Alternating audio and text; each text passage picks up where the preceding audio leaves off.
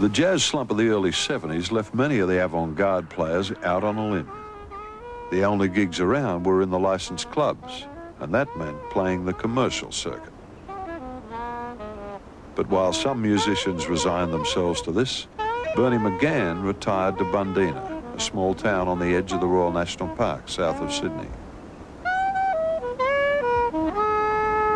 He took a job as a postman and practiced in the bush every day, extending what was already one of the most distinctive voices in Australian music.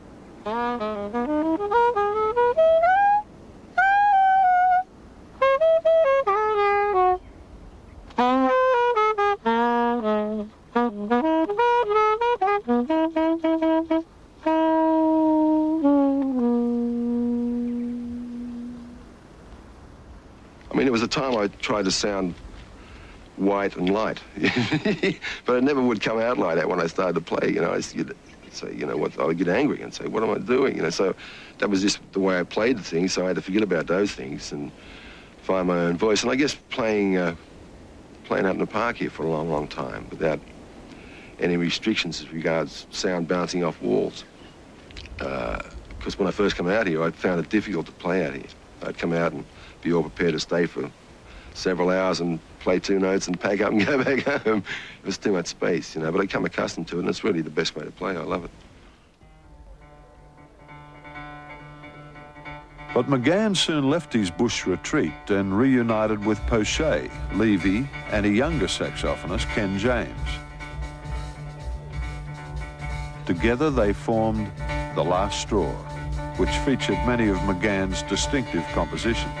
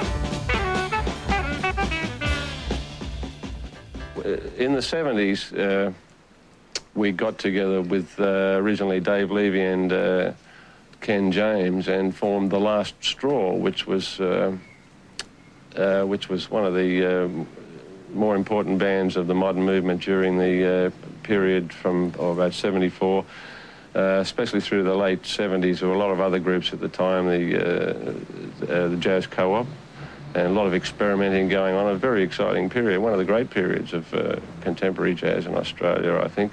There were a lot of happenings, a lot of wild happenings. We used to play at the basement early in the week. They had a policy there for more experimental groups. And I remember Joe Lane had his History of Jazz group on there one night, which ended in somewhat of a riot with people running across tables and people screaming and running everywhere. I think at the end of the night, Joe Lane was only up to 1942.